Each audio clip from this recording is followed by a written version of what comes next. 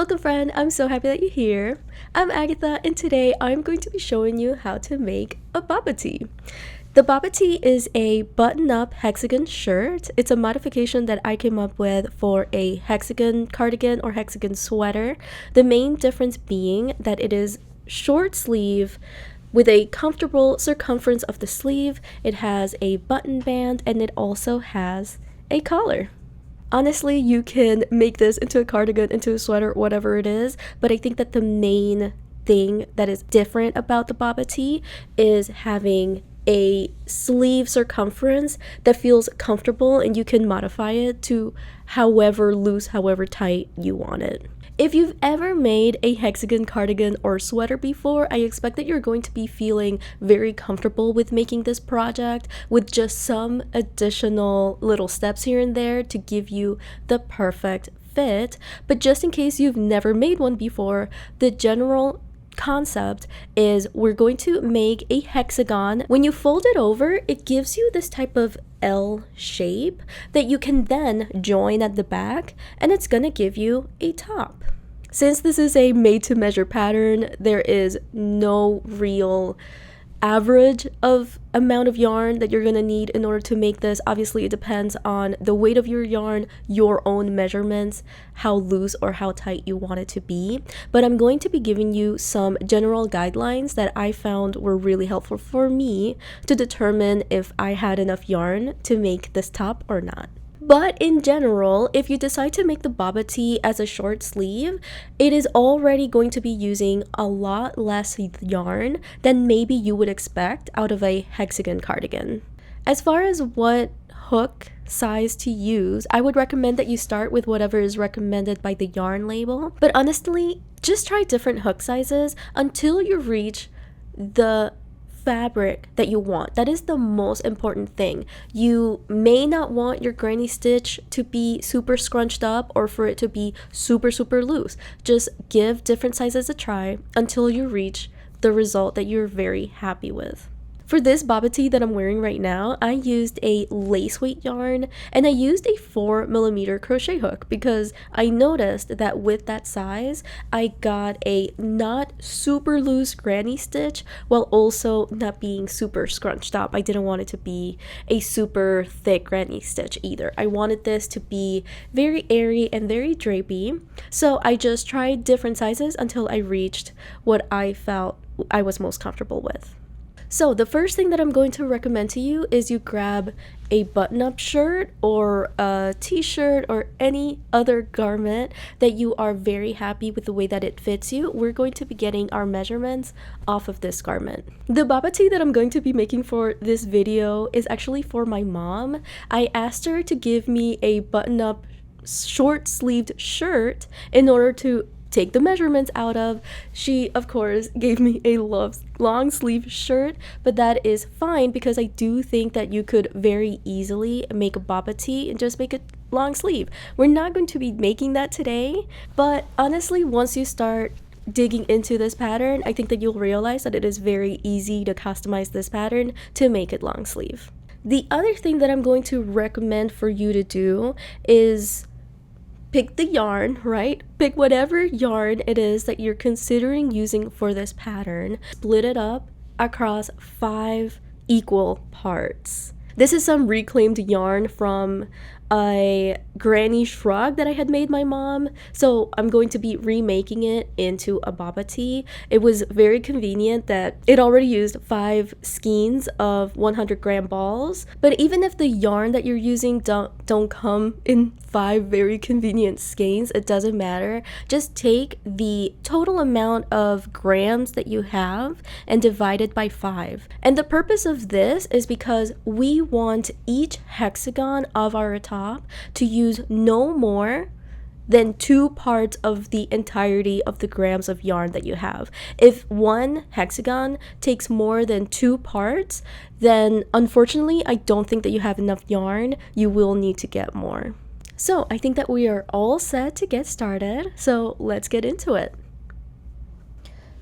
So, as I had mentioned, the very first thing that we're going to do is to take some measurements. Since my mom's shirt is long sleeved, I'm going to be using my shirt to take that measurement. And my mom and I, we are fairly close in measurements. So, I think that I will just take this measurement and go off of that. As you can see here on this shirt, you might be experiencing the same. There is some shaping going on.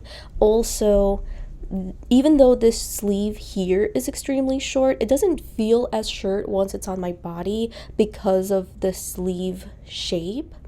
But we're just gonna try our best. Remember that crochet is very stretchy, so don't underestimate how much you need, but also just take that into consideration. So we're going to take the measurement from the armpit seam to the end of the sleeve. That's about 2 inches. And also I want to do a little fold over situation, kind of like how this one has it. So that is a little over 1 inch. I also don't think that my mom likes short sleeves as short as I do. So I'm going to say that the sleeve is going to be 3.75 inches. So we are all done with the shirt. Let's grab my mom's shirt. All right, so now we have my mom's shirt. I laid it out as nicely as I could. Okay, so as you can see, the sleeve circumference is 7.5 inches. Also, it is at this point of time where it is very, very important. If you're taking your measurement from a long sleeve shirt, but you actually want to make it short sleeve, you want to make sure that you're taking your measurements at the correct spot. So, lo and behold, it's several days later. I have my hexagon ready, right? And I made it so that the sleeve matches the 7.5. And this is a very narrow sleeve width. So I put on the shirt and I realized that this sleeve tapers ever so slightly as the sleeve grows longer. So I must have taken my measurement a little too low. When I put on the shirt, where the actual measurement that I wanted to take, I found that it starts right on the armpit seam to around here. So this is actually 8.5, a whole inch more than what I had written initially. But it is okay because when we join the shoulders, we will actually be creating 2 extra rows, which is where we're going to be joining. So you need to take that into account when you're working your sleeve width, especially if what you are trying to avoid is for the sleeve to be too loose on your arm. So the next measurement is going to be from the beginning of the button band to the armpit.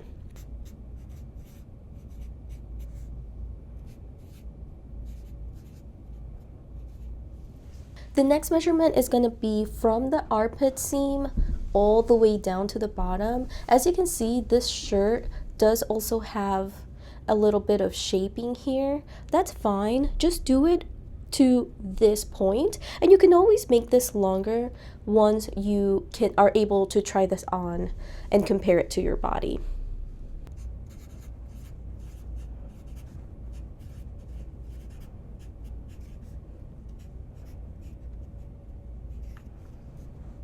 All right, so for the next measurement, make sure to button it up all the way. And what I want to do here is just lay the back as flat as possible. Obviously, there's some shaping here, so there's some extra material, but you can barely see it, but this is as far as the shirt will go. So I'm gonna take a measurement of the whole thing. That is 23 inches. Let's divide that by 2, and that's going to be our back length.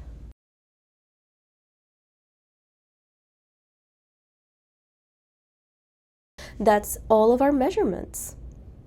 So all of these measurements are already almost in perfect order. We have the sleeve width, the front, then the back is the next smallest number, and the body length is the largest number. One more thing that I'm going to add to this list of measurements is actually how long do we want the collar to be. It's just easier to take this measurement now instead of doing it later, now that you have it all laid out and ready to go. So I'm going to take this measurement now, but if you see in the next few clips, you don't see that measurement there. That's why this is several days later. I just remembered that I had skipped that part. I want to do it after this inch or so of between the shirt and the collar itself, and the reason why is because I already plan on adding this inch before I start building on the collar. So you can already see that this is not just one straight rectangle. It does have a little bit of like an elongation here. I think what I'm going to do is I'm going to take the measurement from the longest part of it, because we're not going to be doing any short rows or anything like that when we're creating the collar. So I just want to do it to its longest measurement. So that is 2.5 inches. So that is all of the measurements for sure that I'm going to be taking for now. If you think that you also want to add a front pocket, now would be a great time to take those measurements also. Or if you want to add the cuffs to the sleeves, do that also. Just take advantage of the fact that you have your shirt all laid out in front of you now, and then you won't have to think about this again later.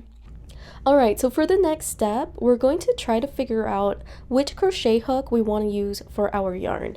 And yes, I know my desk is really ugly. This is a really old desk. It took me all the way through college, and that is what happens when you don't use a mouse pad. So anyway, this yarn is a Madame Tricot Cashmere Gold. It is 55% wool, 40% acrylic, and 5% cashmere. It's a sport weight yarn. And I do not remember what crochet hook I used to make my mom's crochet shrug, what I used to reclaim this yarn. So as you can see, it's very noodly, but whatever, it's going to be perfectly fine. So I think that the first size that I'm gonna want to try is a 6mm crochet hook. But you know what? Even just doing a chain already feels like this might be too big of a crochet hook. It already looks a little too gappy, and I don't want that. So I think let's go down to a 5mm maybe. Okay, that feels a lot better. Let's see how it goes with a 5mm, and maybe depending on how I feel, I might go up or down a size. So just make a slip knot, put it on your hook. If you prefer doing magic circles, just go ahead and do that. Do whatever makes you happy. I am personally not a fan of magic circles just because I am always very anxious that it is going to come undone. If you don't like the look of a chain 4 and slip stitch to the beginning chain, I'm going to show you literally the easiest little trick to cinch up that circle. So hopefully I can change some minds. If not, then you know, whatever, just make whatever makes you happy. That is the beauty of crochet. So now that we have a circle, let's make a stacked double crochet. If you don't know what a stacked double crochet is, what we're going to do is we're going to chain 1, and we're going to do a single crochet into the circle. Now, you have, if you're able to look real closely into what is directly in front of you, you're going to notice that you have 2 tabs right here. This is 1 and this is 2. We're going to go in through this tab right there.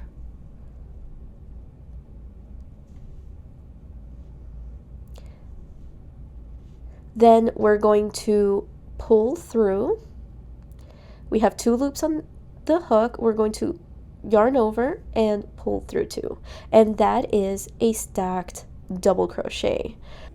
By the way, throughout the entire video, I keep getting this stitch name mixed up between stacked double crochet, which is its correct name, and standing double crochet, which is what I thought this stitch was called when I learned it.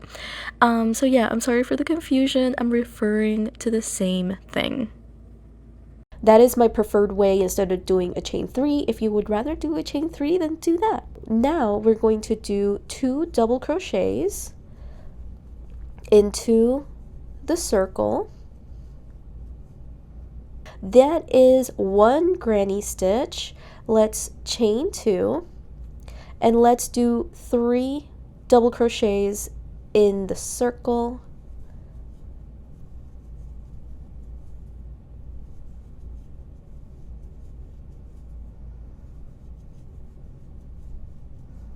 And now we have 2 granny stitches in the circle. So let's just keep doing that until we have 6 granny stitches in the circle. And just the same as you would do with a magic circle, you want to hold the yarn tight and crochet over it. That's going to make cinching up the circle a lot easier afterwards.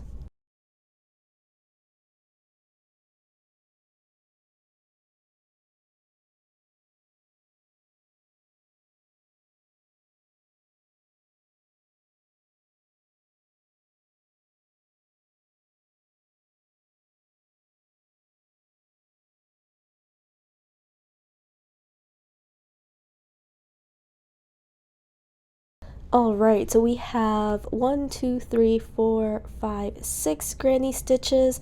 Let's chain 1 and connect to the stacked double crochet. And that is what it's looking like right now. So with this tail, if you want to cinch this in, you can literally just hold onto it right here and pull the tail a little bit. It does cinch it up a little bit, but you can also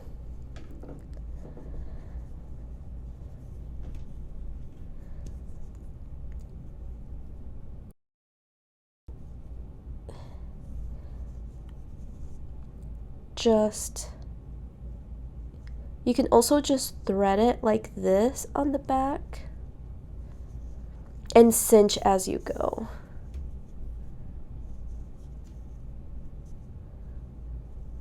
See how that's cinching? And then just do that a couple more times. I like to go round twice every time and then just cinch after every time. And that is never gonna come undone. Alright, so that's 3 halves of a turn, and this is the last turn. And there you go. I mean, it can't get any more cinched. I actually don't want it that cinched. Let me loosen it up a little bit. Alright, so we are back to here. So it is very important for us to turn after every round. It's just going to make the look of everything so much neater at the end. Since we will be doing a lot of working flat, we really only work in the round at the very, very beginning. So to turn, this is how I'm gonna do it. If you're an experienced crocheter, do whatever works for you.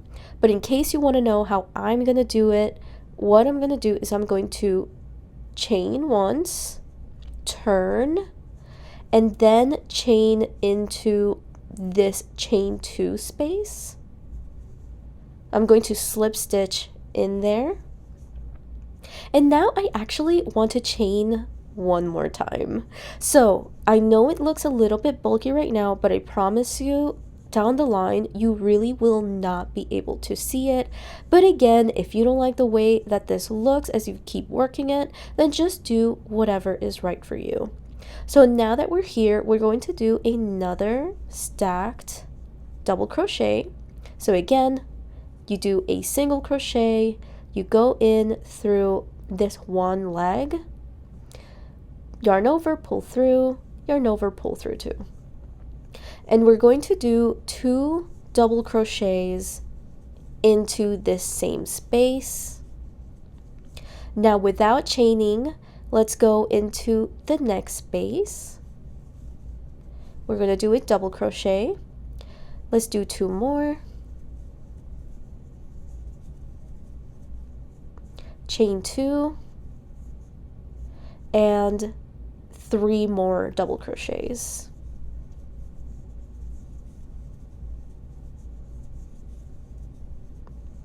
And that is 1 corner. So let's make another corner in the next space. 3 double crochet, chain 2, and 3 double crochet in the same space.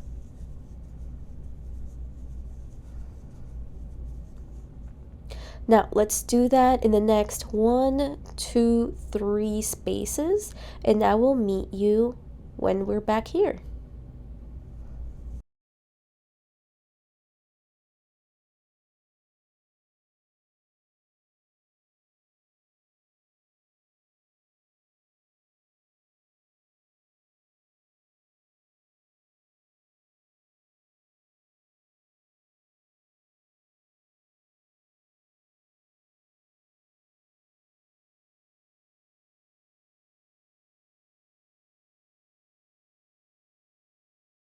Alright, so we are back at the beginning.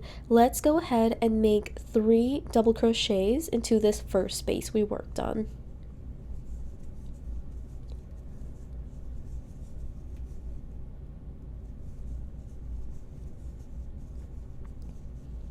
And then I'm going to chain 1 and connect to the stacked double crochet. Alright, and that is round 2. I am going to just show you the third round, but it is quite similar to what we've already been doing. So I'm going to chain 1, turn, slip stitch into this space that's right below our hook, chain 1, and then do a stacked double crochet, then 2 double crochets into the same space. Whenever you encounter a space between granny stitches that is not a corner, you're going to do 1 granny stitch.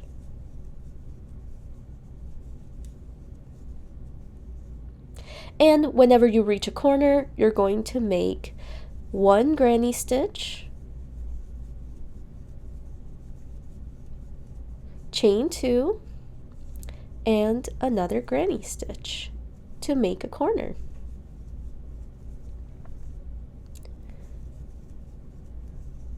Again, we are in between granny stitches. Let's make 1 granny stitch. And now that we're at a corner, let's make a corner. Also, if you would rather just chain 1 in the corner, or if you want to chain 3, just do that. I think that this is very personal, and it might also depend on your tension. For me, I found that chain 2 is what I'm happy with. So that is what it's looking like right now. You can already tell that this is not laying flat very nicely. That is fine. That is expected. These hexagons will always be a little bit wonky. Once this is a little bit bigger, we will be able to determine whether it is the wonkiness that we want. But let's just not get ahead of ourselves. Let's finish this round, and I'll see you at the beginning.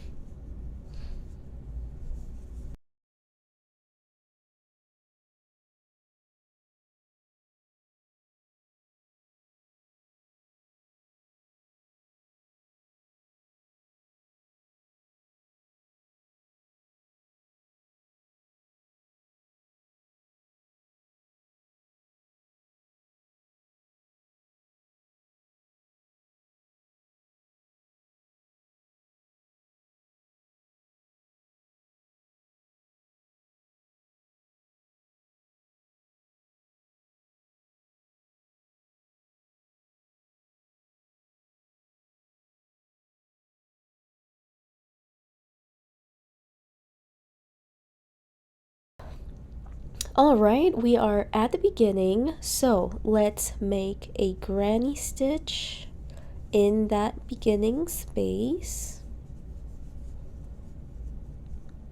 I'm going to chain one and then connect to the standing or stacked double crochet. And that is what it's looking like right now. So I will say I am feeling really happy with the way that this yarn feels with this size hook. I don't think I'll be switching to a 5.5 just yet. I think I want to stick to a 5mm, but what I'm gonna do is I'm going to do 2 more rounds, and then I think what I'm gonna do is I'm going to block this. I know that sounds extremely boring. I don't want to stop what I'm doing just to wait for this to finish blocking. I think I'm just gonna steam it just to quicken up the process a little bit, but I think that it is very important to do the blocking, because if you are using a yarn that is going to stretch a lot, maybe you're using bamboo yarn that is infamous for stretching a lot after you wash and block it.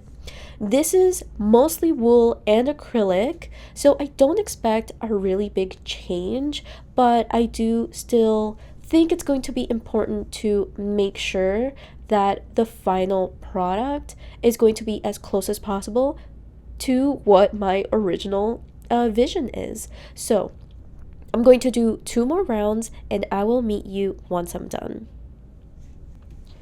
So I just finished my 4th round and I am starting to feel a little bit almost like friction while working at the 5mm. I'm just feeling a little bit too much pressure on my thumb.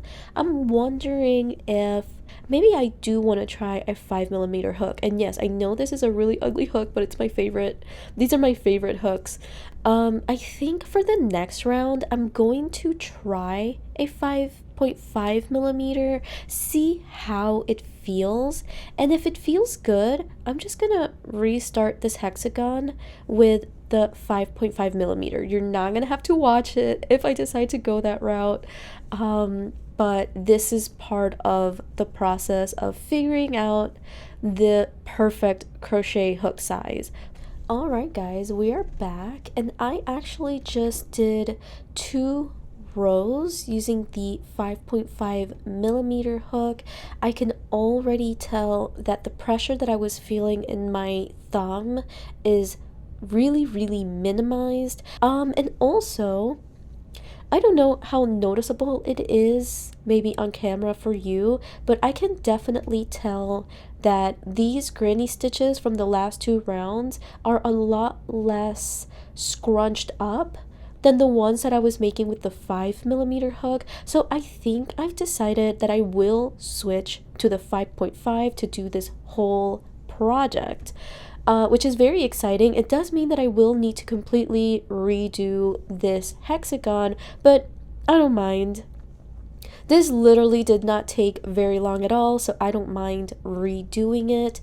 And I do want to measure this real quick.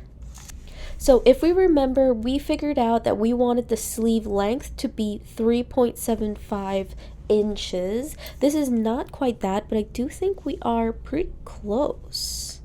Okay, yeah, we are almost at 3 inches. So I think that this will take maybe like 7 or 8 rows, which is not bad at all. So what I'm gonna do is I'm going to completely redo this with the 5.5mm, and then I'm going to block this. Honestly, if you want to skip this step, do that. I know I'm not particularly very excited about stopping the momentum that I have going on to block this, but this is not for me. This is for my mom. I want to make sure that this is really perfect. I'll also mention that by this point, if you're working it at the same time as I am, you will notice it is not laying flat at all. That is expected that is necessary for us to get the L shape that we need in order to make this into a top. If you take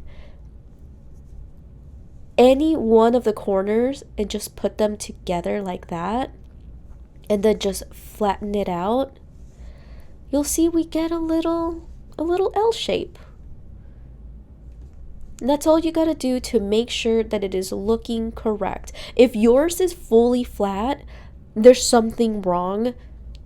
Check everything. Make sure that you did in fact get 6 granny stitches in there. Make sure that everything looks correct. This should absolutely not lay flat. By the way, if you find that your hexagon is laying flat and you checked it and you didn't miss any stitches or anything like that, then the likely issue might be that your crochet hook is too big for the yarn that you're using.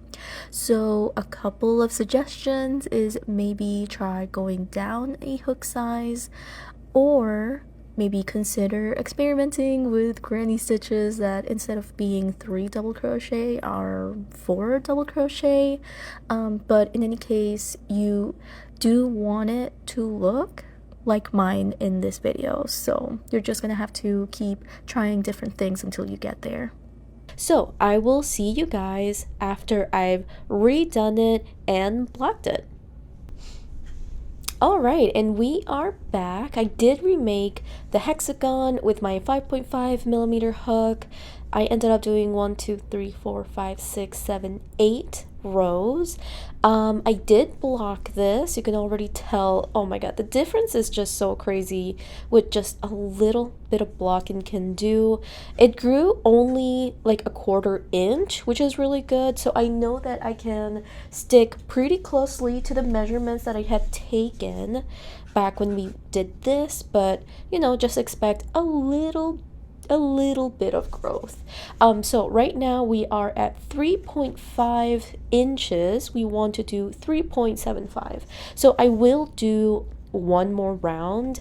But yeah, as you can see, this is looking so much better. I literally only steamed like 30 seconds per side. I really did not do like a super meticulous job. As you can see, like if I fold it over, you can see like how uneven this blocking, like it actually looks a little misshapen, but you know, once this is done and I block it all over again, will be just fine. And honestly, if you want to be super mathematical, super scientific about the percentage of change pre-blocking and post-blocking, and then using that to account into your measurements for your final project, go ahead and do that.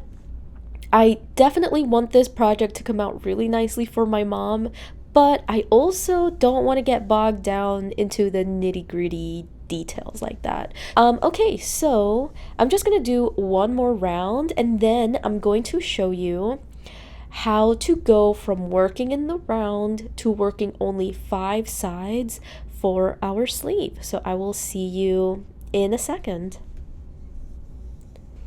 Alright, so I just finished making one more round, and we are now, I didn't cinch in this hexagon, but we are at exactly 3.75. So that is perfect.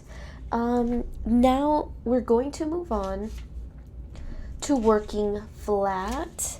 The next smallest width that we have is the sleeve width, so we're going to work until that measurement, 7.5. So the way that we're gonna do this, I just joined my final round. So, and then for reference, with this yarn and this hook and my tension, I made 1, 2, 3, 4, 5, 6, 7, 8, 9 rows.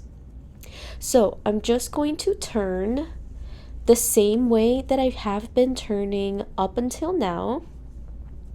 Let me just do a stacked double.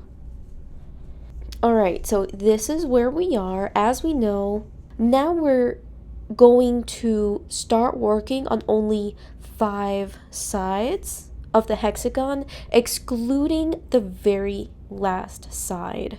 So this is now going to become our sleeve length, and I'm going to mark it with a stitch marker just to make things a little bit easier to visualize. Maybe it looks like the only cute stitch marker that I have on hand is this one, so I'm going to actually, what I'm gonna do is I'm gonna put it in this granny stitch.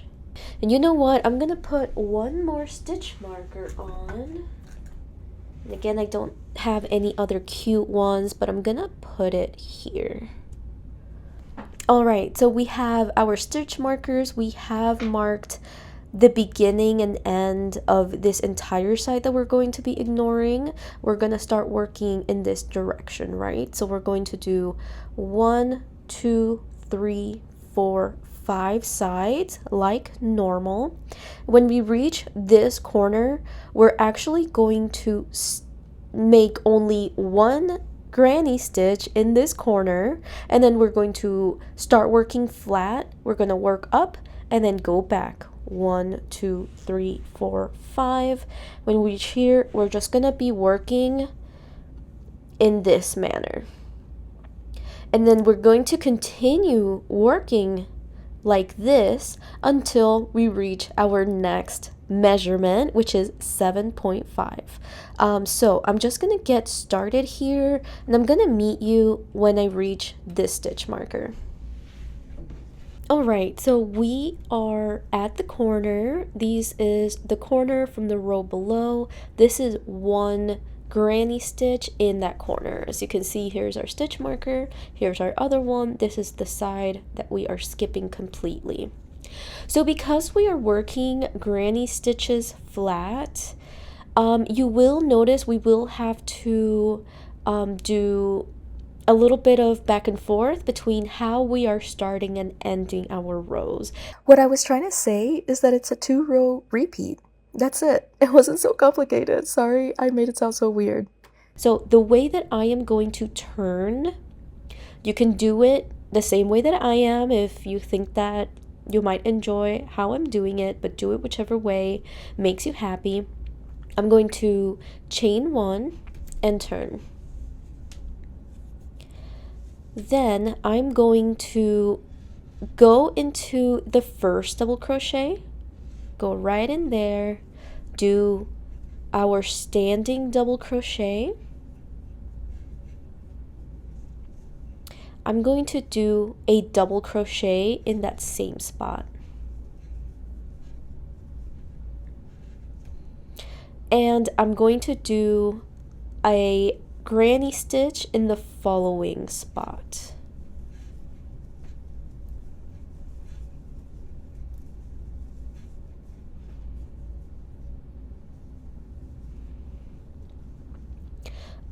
And let me just do a couple more granny stitches so I can show you my logic here.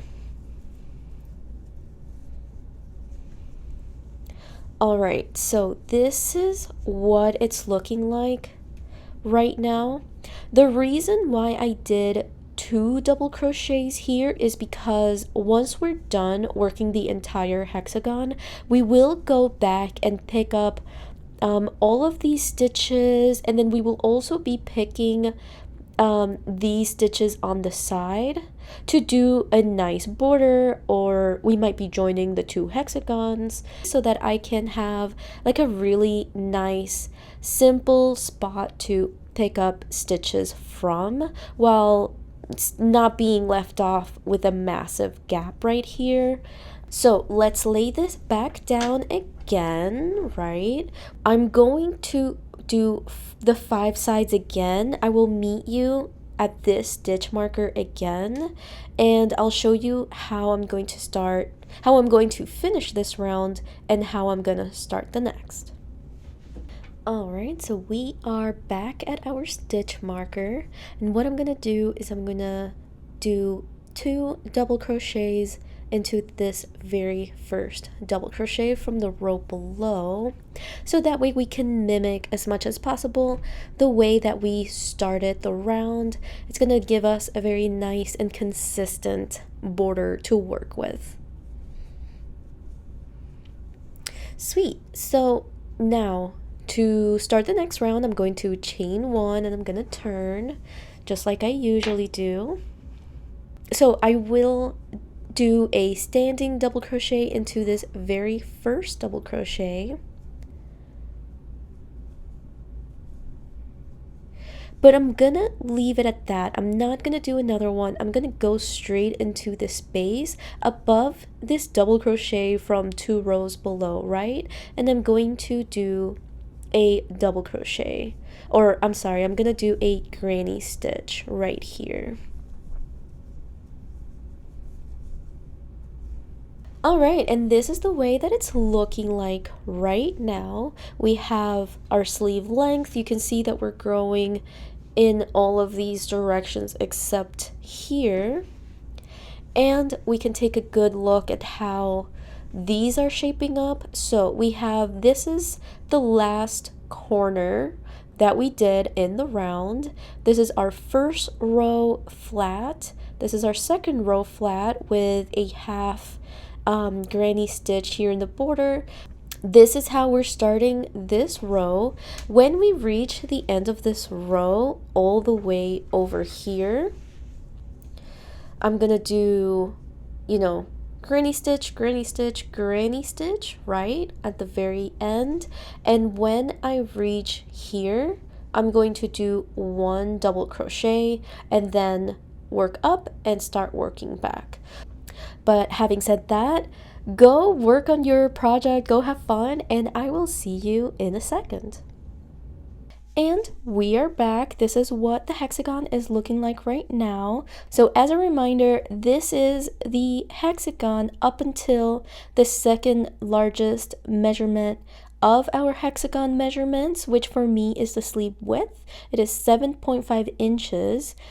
As you remember, I did mention that actually I measured incorrectly how wide I want the sleeve to be, but we will be adding 2 rows when we're attaching for the shoulder. We're going to be doing that later. So we already worked through the sleeve length. Let's cross that out. And we just finished working up until the sleeve width. So we can cross that out also. So as a reminder, this is the front, this is the back, this is the length. If we open up our hexagon right now, you'll notice that the back, length, and front are all one right next to the other, right? So what we're going to do is we're going to increase them all 3 sides all at once. This is super, super easy to do. So we're going to attach the yarn to either this side or this side, and the way to know where you're going to attach it is you want to attach it to the side where the last row that you worked, you're looking at its wrong side. So it's probably kind of hard for you to see that from where you are right now, but I can tell that this row, this is my right side, and this is my wrong side. So I want to start working from here. If you make a mistake and you join your yarn where you're facing the right side, I suppose it's not the end of the world, but it can be very noticeable that you have a front side, wrong side, front side, wrong side, front side, wrong side, right side, and then the right side again. Like, it can take off from the look. It can be a little too noticeable. So you do want to continue that right side, wrong side work that you're doing. So we have the front side and the back side. We want to start either from here or from here, and this is our wrong side. So I am going to attach my yarn right here. So since we are starting all the way back here, I do want to cut my yarn. So let's do that right now. Let's attach in this corner right here. And I'm going to do a a stacked double crochet. All right, and then let's just do 2 more double crochets. So that is where we joined. I'm going to work 1, 2, 3 sides, and I will meet you guys here. I'm actually going to reattach this stitch marker so that you know exactly where I'm going to stop. And let's actually open this up a little bit more. Now is a good time for us to really open up our hexagon. If you haven't already, let's take a good look of what this is looking like right now. And sorry if you can hear the stitch marker against the desk.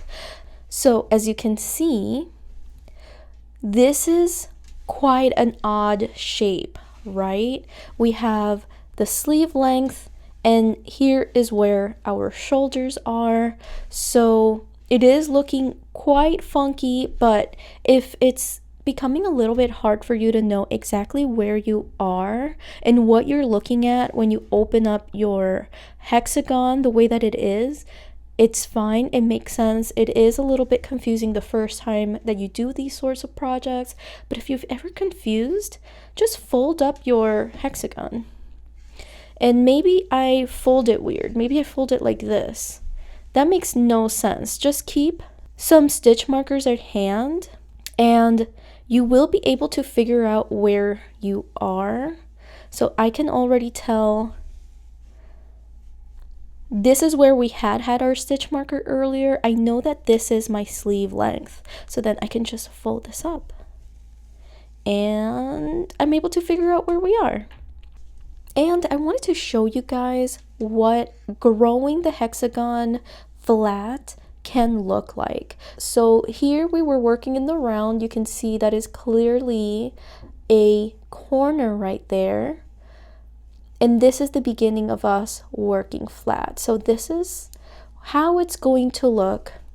Just make sure that you're not accidentally increasing anywhere. And the way that you can tell real easy is use this very first granny stitch that you added to the corner as almost like your foundation, right? So if this is our foundation, we know that the one right above it, we did 2 double crochets here.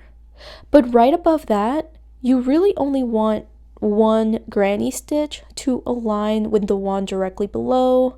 Above that, we have the 2 double crochets. They perfectly align with the ones 2 rows down, and so forth.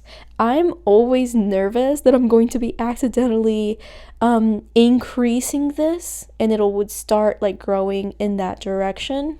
Don't feel like you need to be counting every single granny stitch after every single row. It's really not necessary. Just look at your granny stitches right here. Make sure that you are following what is 2 rows below.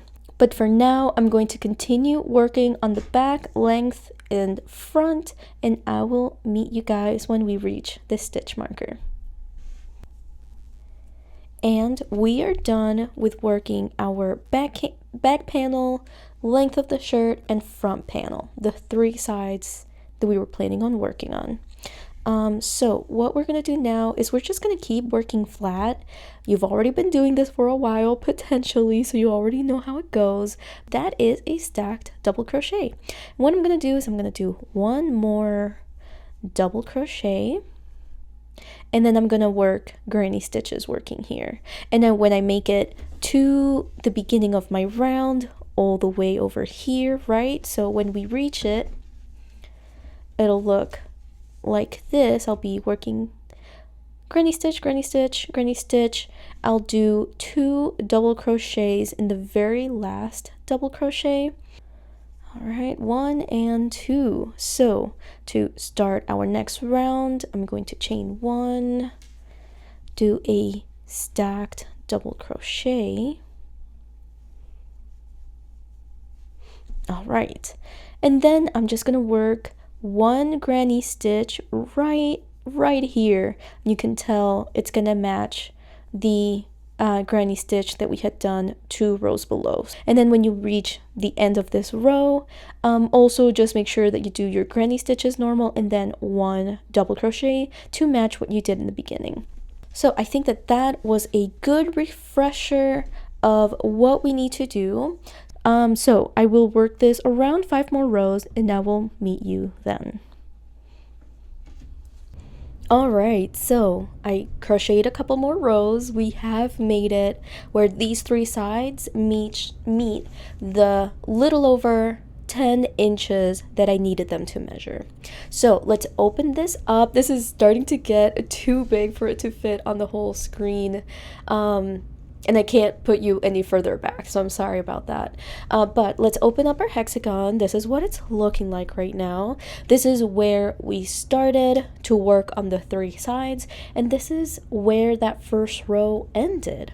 So now if we go back to the measurements that we have, the next 2 that we need to work up to is 2.5 inches for the back and 14 inches for the body length. We're going to be working on just the 2 measurements, and my yarn is attached over here. So what I'm going to do, I'm not going to cut this yarn. There's no need to. I'm only going to just continue working this side. And then I'm gonna work the body length, which is down here, and if we fold it up, we know that this side is the body length. So let's just keep an eye on this part. And yeah, just making that extra clear just in case you were a little bit lost. So this is the body length.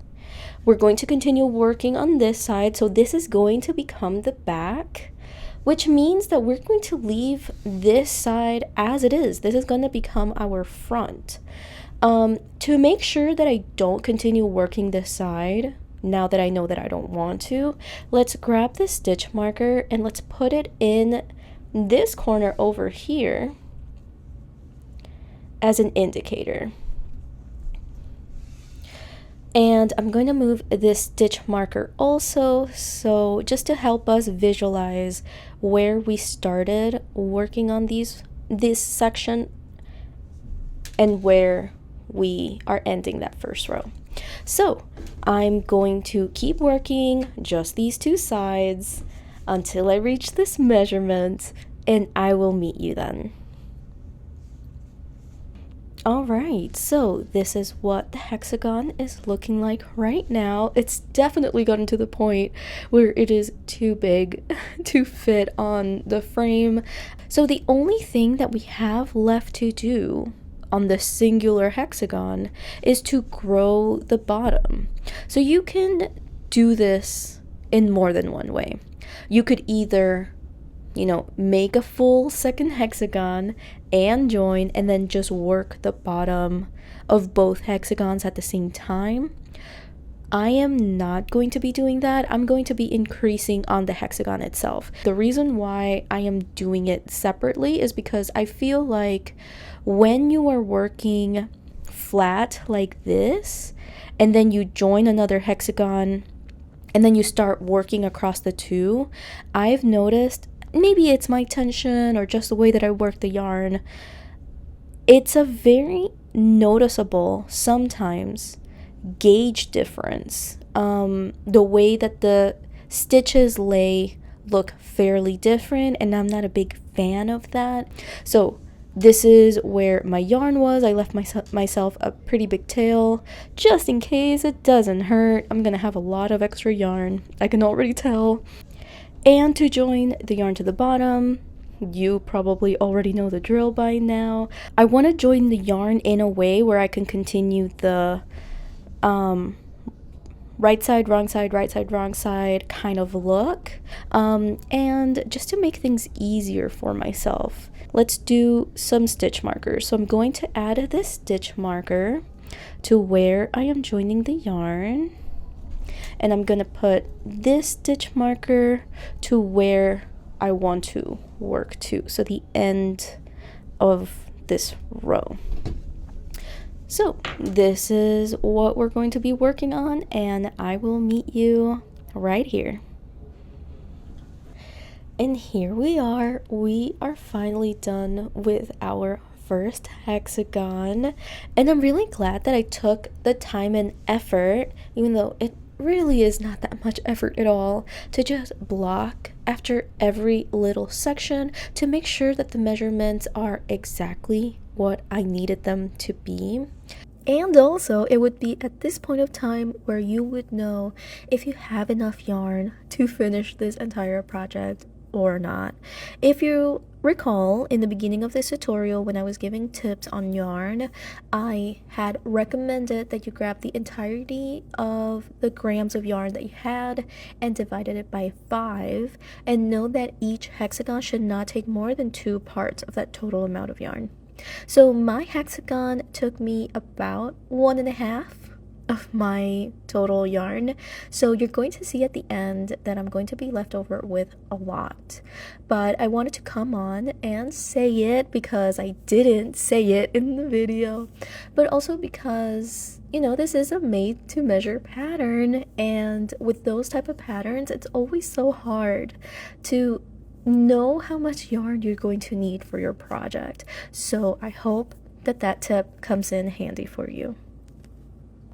So if you are here now also, go ahead and make your second hexagon. It's gonna work up almost exactly the same as the first one. The only thing that's going to be different is how you start the back panel.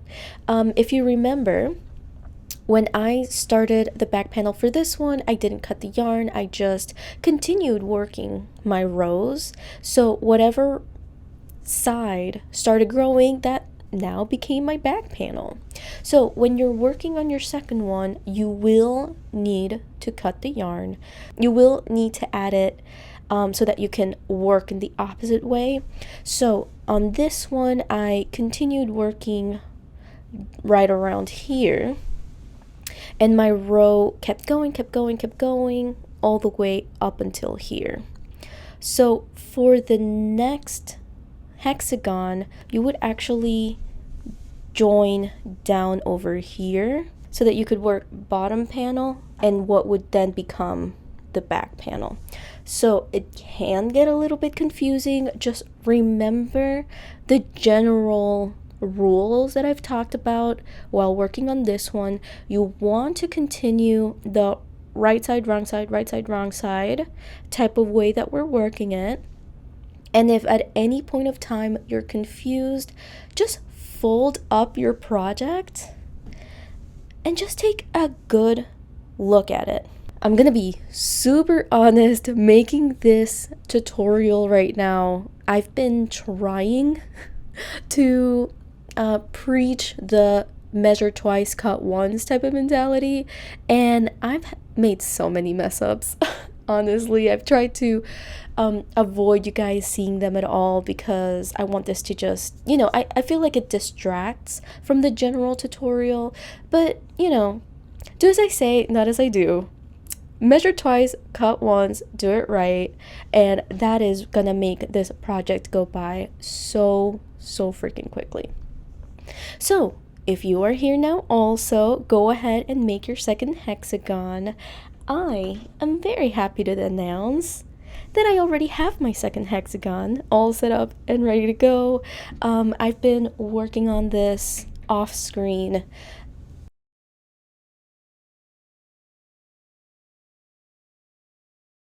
So before we go ahead and join these two sides, I think it's very important to take the time now to check your two hexagons, make sure everything is set up correctly. And by that I mean that obviously that your sides are facing each other like that.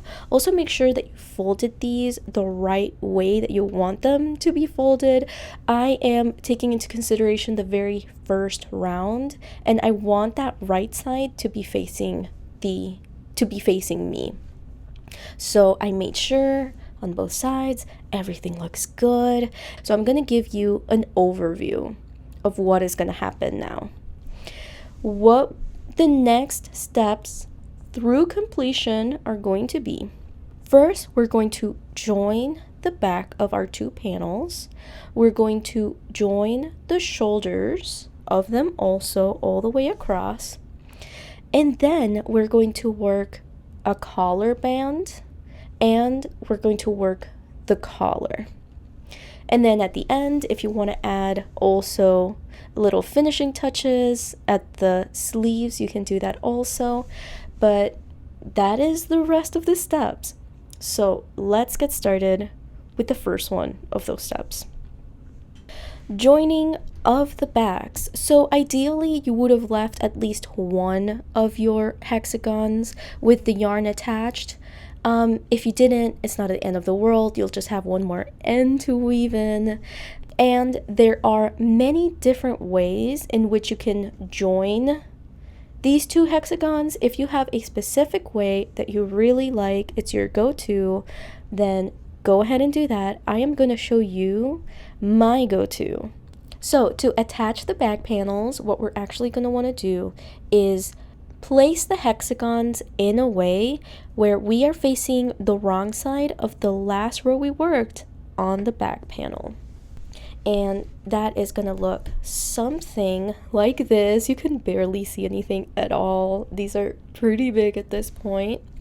But yeah, we're going to attach it down in this corner. So let's move this a little bit more.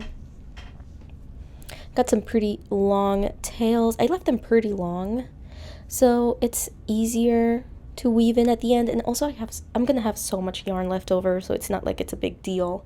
So hopefully that is not distracting. So to do this type of joining that I'm going to show you, first we're going to start working one entire row of one hexagon. Then we're going to attach to the next one without breaking the yarn. And as we start working on this side, we're going to start connecting to the first row that we worked on over here. So let's get started. I'm going to try to make a standing double crochet on the side of the last double crochet. All right, and then for the first inch and a half or so, I'm going to be working on the side of my row. So I'm gonna try my best to add the granny stitches in a way that I'm not creating any bulking or any bunching. I just want it to lay as nice and as flat as possible. So I'm just gonna try my best. We're gonna see what works up here. I think what I'm gonna do is I'm gonna add a granny stitch to the row below.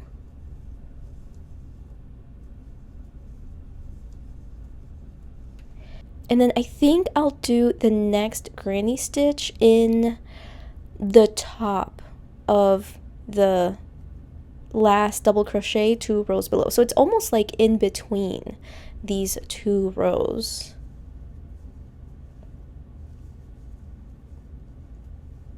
And you're just watching me figure this out as I go. I don't have like a specific science or like a formula that you can use here. But that's all I had to do, at least for my project that I'm working on here. Now I am working directly on like a normal row right below it, so I don't have to keep trying to figure out what I'm gonna do. So that was pretty painless, at least for me. I'm very thankful that it wasn't too hard, considering I'm recording myself and stuff can get messy. When you're recording yourself, it's like everything that can go wrong will go wrong.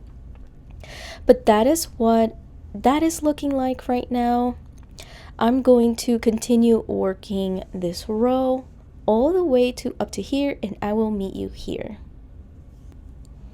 All right, so I am almost at the end of my row, so let's work this last granny stitch. And I have like a half granny stitch right below here, so I'm just gonna work a single.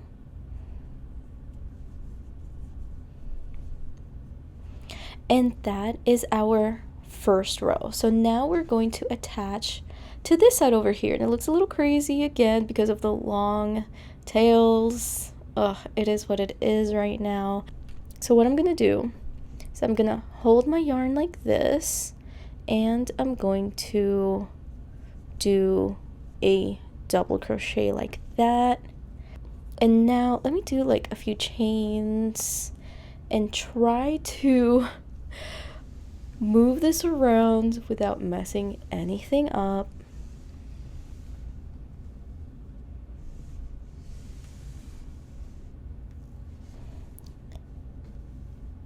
Get everything situated and comfortable. All right, so here we are. Let me undo these chains I did and connect again my hook. And here we are. Now we are connecting the two sides. So I'm gonna work my granny stitch in this space right here. Ignore the ends, all right. I wish they weren't there at all, but they are. So as you can see, let me lay this flat, get all of these ends out of the way.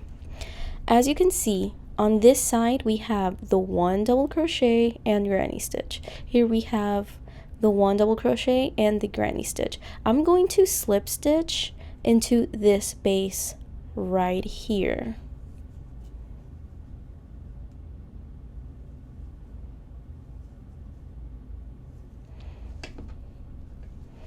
Perfect. Now we're going to work the granny stitch on the next space like normal.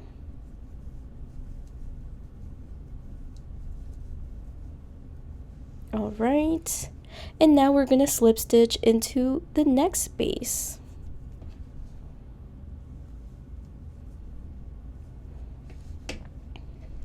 Trying my best to get my hands out of the way so you can see what I'm doing. So that is what this is looking like. Let's do it one more time.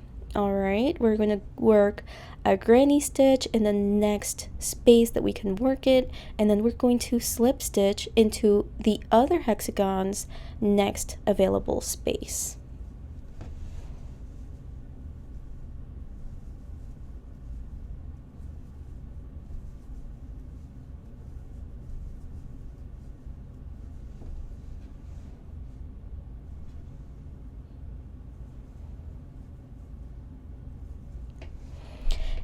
And now you can see how it's working up. So we're going to continue all the way down. I'll see you in a half second. So we are towards the end. We're gonna try to mimic as much as possible what we did in the other side. So I'm gonna work my granny stitch in this granny stitch corner that we have here. And then I'm going to add the granny stitch at the top of the double crochet of this row. Oops, let's not forget to join with a slip stitch. All right, so I'm gonna work it here.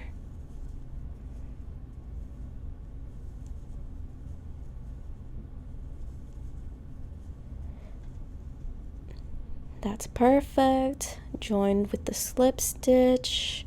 Then this granny stitch I worked on the side of the second to next row, so I'm gonna do that also.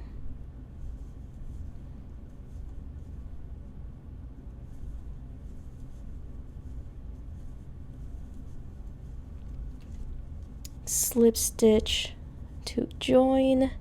And then the last thing we have on the other side is a single double crochet. So let's do that also. I'm gonna try my best to position this exactly where I want it to.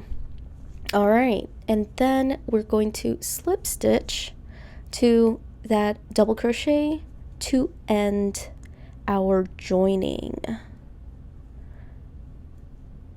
Make sure I'm grabbing all of my loops. Perfect. Slip stitch, and we can cut this yarn. Perfect. So we have joined our two hexagon, you guys. How exciting.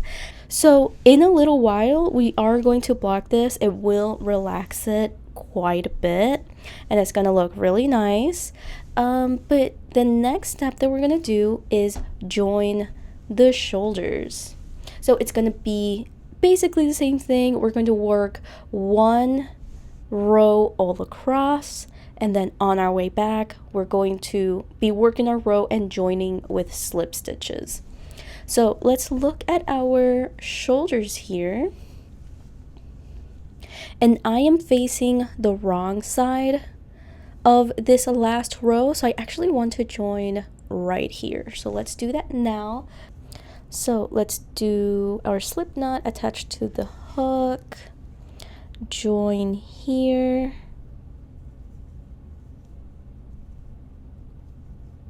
with a standing double crochet. That's what we're gonna start with.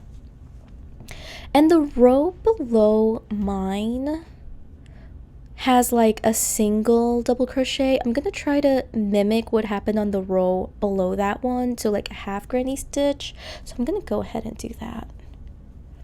And then, like normal, I'm gonna just work all the way.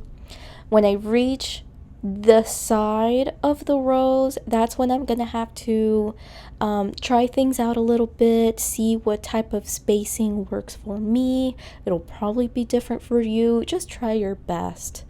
I will certainly try my best also. And then I'm gonna meet you when we are all the way over here on the other sleeve. And we are back. Thankfully, it wasn't super hard for me to figure out how I really wanted to lay the granny stitches on the side of the rows. I was able to just do like row and a half every way, so I kind of did what I did when I was doing it over here for the back. This is what I did at the intersection between the two hexagons. I worked like a double crochet, two together, double crochet, just to make it look really nice and cohesive. So we are all the way at the end of this sleeve. You already know the drill. We're going to yarn over and attach to the top of the last double crochet. Sweet. And then move everything around and try to not mess up my setup and not bump the microphone or anything. All right, so here we are. So when you're joining the sides, we're actually not going to join until all the way at the corner of our front panel. We're actually going to leave anywhere between 2.5 and 3 inches. I'll see what measurement I'll get at the end. So I'm going to meet you, and you know what, actually just measuring it right here, I can tell that right around like 2.5, 3 inches is this corner right here. So actually I'm gonna work till here. I'm gonna put a stitch marker just to make sure that I only work till there. So I am going to work on this. I'll meet you here. Alright, so we are almost at the stitch marker. I'm gonna go ahead and work my granny stitch right there. And now I'm going to slip stitch to the other hexagon like normal, but I'm not going to continue the joining here. I actually want to leave this as is because that's going to give like a really nice fold when you add the collar. So what I'm going to do is I'm actually going to start working some granny stitches on the other side just to keep this kind of momentum going, right? So what I'm going to do is I'm going to continue working my granny stitches all the way over on the back like this. I'll join at the same spot where I left over here, right? And just continue my joining as normal, and I will meet you once I'm done. Alright, so this is what we're looking like. This is the perfect time to try it on finally. And just make sure that this is hanging nicely on your shoulders. It should not be falling off. But you do want just some space here. So basically what's going to happen is when we add the collar, this is going to fold up a little bit like this. And it's going to look really cute, just like a button-up shirt. So what we're gonna do now, I did, by the way, cut my yarn all the way over here. I could have just kept it attached and used that to do the edging of the sleeves, but you know what, this project has a lot of ends already. What's one more, right? So what I'm gonna do now is I'm going to attach my yarn, honestly, really anywhere, but I'll probably do it more towards the bottom just to make it a little more hidden. Yeah, no, actually, that is super wrong. Don't attach the yarn where I did. You actually want to attach it to either one of the top corners of your front panels, but I'm going to be expanding on that really soon here, so just hanging tight and it'll all make sense in a second. And I'm gonna work single crochets all around. So what do I mean by all around? Let's say I join here, right? So I would single crochet all of this side, all around here, all around, you guys, down to the bottom, and then all the way round until I reach this point. So I'm just gonna go round and round until my single crochet stitches are equal to 1/2 inch. So as you know, I've mentioned it a few times, I'm going to be making my button band 1 inch wide. But what is a button band without buttonholes? So I'm going to work halfway. I'm going to come back, show you how I'm going to figure out where to put my buttonholes, how I'm working my buttonholes, and I will meet you then. And if you're wondering where to join the yarn to start the button band, honestly, I would recommend for you to start at either one of the points of the front panels, because what we're going to be doing is we're going to be working flat. So we're going to be turning after every round, working just single crochets all around, right? But what's going to happen is when we do the collar, like I have done here, we will continue just working on the front and bottom sides and then just working back and forth through there. So if you join the yarn, let's say over here, it'll be fine until you add the collar. And after you add the collar and you want to, let's say I finished doing the collar, I want to continue working down here. If I join down here, then I would like crochet up the button band and then come back, and then I'm gonna meet the end of my row down here. So you do want to start it all the way over here. So here I am, having worked my 1/2 inch of the button band, and I forgot to mention a couple of things. So first of all, I am a little bit of a tight crocheter. I've actually been loosening up my tension as the years have gone on, but I really want to make sure that this button band is not going to be too tight compared to the gauge of the granny stitch. So I went up a hook size. I went up 1/2 millimeter, so I went from a 5.5 to a 6mm hook.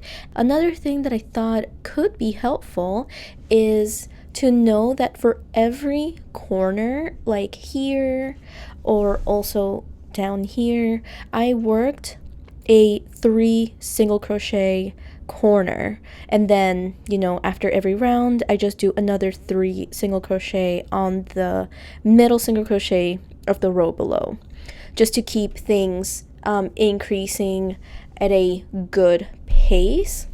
And lastly, right here in the collar, like the separation between the back and the front panels divided by this shoulder join, I didn't do anything special. I literally just single crocheted my way across, and that's going to be fine, because if I was working like a single crochet two together or something like that, it's not going to allow for there to be enough fabric on the collar to really fold out nicely. At least that was my experience. So it's looking a little bit, it's sticking out quite a bit right now, but that is okay, because actually, before we work on the placement of the buttonholes themselves, I do think now might be the best time to work on the collar. So that's it. Go ahead, work on your 1/2 inch or the half of the measurement of the button band that you were hoping for, and I'll meet you for the next step. All right, next step. Like I mentioned, I did work up until a little under 1/2 inch actually, and I'm ready to work on the buttonholes. But before I do that, I actually think now might be a good time to work on the collar instead. If we look at any button-up shirt actually, and let's just unbutton this real quick, you'll notice how the button band sticks out a little bit past where the collar begins. So that is why I like starting the collar in the middle. Actually, it kind of is really nice that this is a striped shirt, because you can see right on this middle stripe where the buttonhole is. Let me unbutton this just to make it a little easier to look at. So right in the middle of that stripe, if we go up, up, up, up, up, that's almost exactly where this collar begins, maybe just a little bit off to the side. So that is the look that I'm trying to mimic right now. Another reason why I like to extend this 1/2 inch of the button band all the way up to the neck is because button-up shirts have that also. They have this little strip right here before the collar actually begins. So actually, full disclosure, this is all of the yarn that I have left over. So this is maybe like 130 grams. I haven't weighed it, I'm just assuming. So I'm gonna have to figure out how to use up all of this yarn because it's quite a bit. But I think that this will be plenty for the collar. So I'm just gonna leave this cake intact. I'm gonna put it to the side, and we're gonna use this to do the collar. So I'm still going to use my larger hook, because if I were to switch to the smaller hook, then I feel like it's gonna mess up this kind of gauge that we have going on here, and it could create some bunching, and I don't want that. So what I'm gonna do is I am going to grab my stitch markers, and I am going to mark the middle single crochet from this corner that I have over here.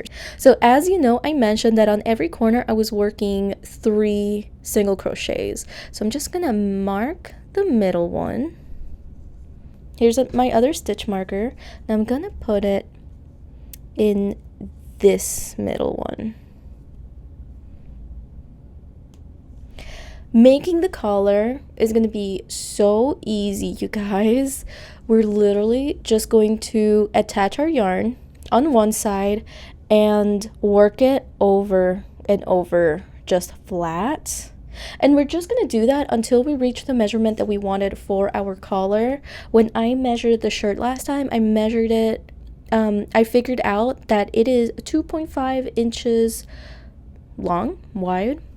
I don't know how you want to categorize that. But the last row that I worked, the right side is facing me. So I know that I'm going to start over here so that I'm looking at the wrong side.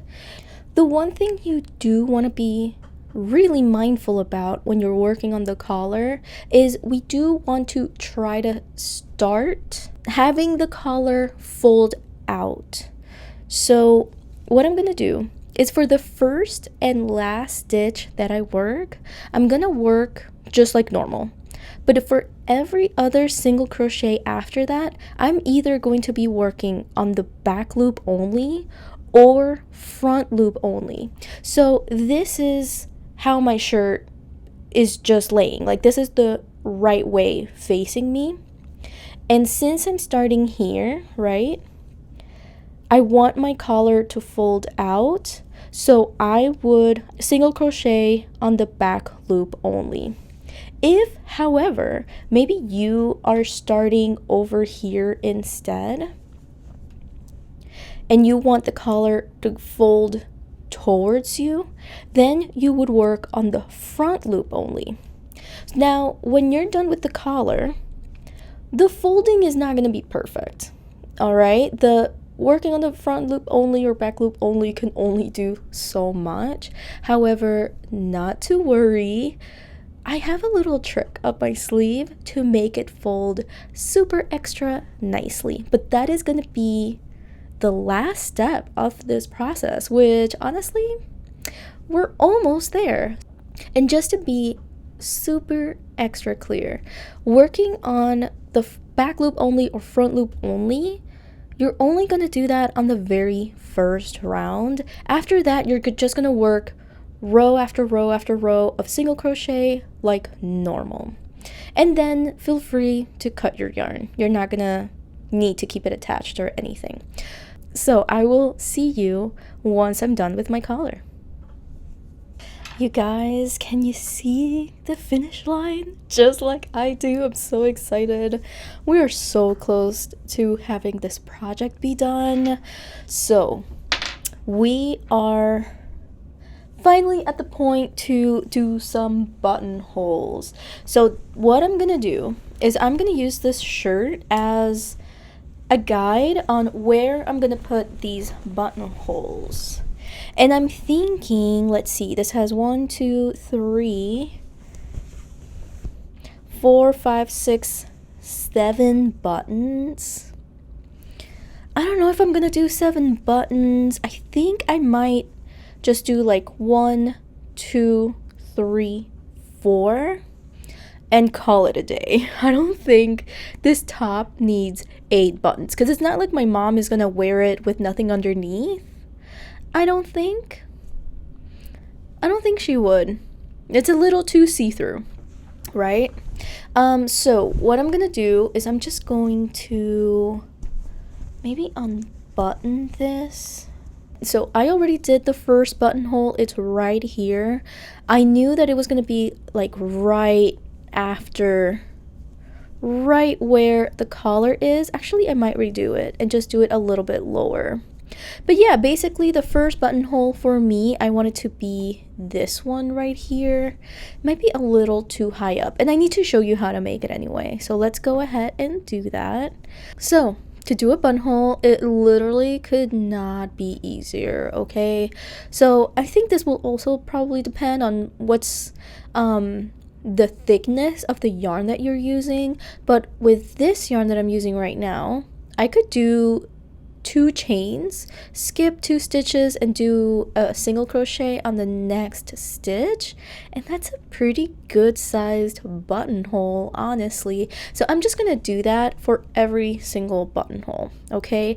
And depending on your yarn, if you're using lace weight, you might want to chain 3 and skip 3 or whatever. Just experiment a little bit until you find a spacing with a size that you're happy with. So let me just get a few more single crochets in there so I don't lose my spot. And what I'm gonna do is just lay this down, right? I'm gonna try to lay it down as flat as I can and just set this up right along. And this way you really can't go wrong. I'm just going to mark the top of where this buttonhole is because that is where I'm gonna want for me to do my chain 2. So I marked that one. Then we have this one. And this one, actually, you'll notice that my top is not as long as all the way down here, but that's because we measured it from here, which you can see this top has some shaping right here. So actually, you know what? I'll make the buttonhole, and then maybe I'll just not put a button for it. Yeah, I think I like that idea. That's what I'm gonna do. I'm gonna make the buttonhole, then that means that I still need to mark it. So it's like right around here. You can barely see that because I'm working with not a lot of space. And the reason why I'm still kind of leaning towards still doing the buttonhole is if it looks weird to have a button so low down, then I just won't add a button, right? And it'll be fine. These buttonholes are really not that noticeable. But if I do want to add a button, it would be a lot harder to get a buttonhole here when there was none before. So I'm just gonna go ahead and do that. As a reminder, to do each buttonhole, I'm just reaching my stitch marker, chaining 2, skipping 2, and then continuing my single crochets from there. And then I'm just going to continue working my single crochets all around. When I reach these eyelets again, I'm just going to work 2 single crochets into that chain 2. And as an update, this is all of the yarn that I have left. I have quite a bit left.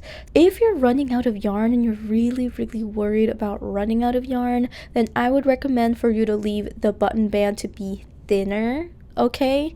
But I would not skip the final nice little edging that we're gonna do at the end, because that is really what's gonna make your piece look really nice and polished and ready for the summer. So I will see you in a little bit. Holy cow, you guys, we are finally at the legit last step, not including the sleeve edges. I totally did not mean to have this video fully edited and released today. So yeah, that is definitely not happening anymore, but it doesn't matter. I'm really proud of this pattern. I feel like I've been able to make sense for the majority of it. So where we are now is we finished doing all of the single crochet rows that we wanted for the button band. Now what we're gonna do is a finishing edge, and we're going to be adding a row of slip stitches all across these loops that were left behind from when we worked our collar to just force it to stay folded down. For this, I'm actually gonna go up a hook size. So here I have a 6.5 millimeter hook. So I'm gonna switch into this. And if you don't have the next hook size from the one that you were working, then don't feel like you need to go out buying more crochet hooks. Just work it a little bit more loosely, but it is harder to maintain like a looser tension than it is to just go up a hook size. All right, so we worked 1 slip stitch. Let's work 1 more. And now, instead of working up the collar, fold the collar down, and it's going to expose all of these loops left behind from all of the working on the back loop only or working the front loop only when we were building our collar. So just try your best. This is not gonna be quick, all right? Working like this is never really quick. But just take your time. You're literally so close to being done. Sorry, you guys, I clearly did not even finish my train of thought. What we're going to be doing in this round is we're going to be doing slip stitches all over. That is the final edging detail that I was talking about. So, of course, finish working on the slip stitches on the back of the collar, on those back loops. But then when you reach the other side, just continue working the slip stitches down that front panel, then down the bottom, and then up the other front panel to where you started working the slip stitches. So I'm sorry, that was a little bit confusing, but hopefully it all makes sense now. You guys, this is finally done. I am so excited. And oh my, I swear, if you run out of yarn before you can do this final row of slip stitches all across, then I don't know, maybe consider like getting like a similar yarn, even if it's a different color, and just go for it. I cannot put into words like how silly I feel for how much I love this final detail, but I love this final detail so freaking much. So when you're working the slip stitches, basically you're working on like the front of your stitch, but you're still left off with the V's of the stitch itself. So you just got like this super nice, it's just so nice. It's just such a nice little detail. I love it so freaking much. And also, when you are working on your corners, just do a single slip stitch in that corner. Like, don't feel like you gotta do like 3 slip stitches or anything. Like, look at how clean that looks. If it wasn't because of this tail right here. But yeah, just look at how clean that looks. So we are all done. I don't think these words will ever come out of my mouth ever again, but I cannot wait to wash and block this piece. It's just like really crunchy right now, especially the collar, it's curling up really badly. I'm just so happy to wash this and see it in its final form. So when we meet next time, it's gonna be a reveal, but I'm also just gonna do like 2 rows of single crochet, then 1 row of slip stitches around the sleeves, just to also give it this final little detail. So I will see you in the reveal in 1, 2,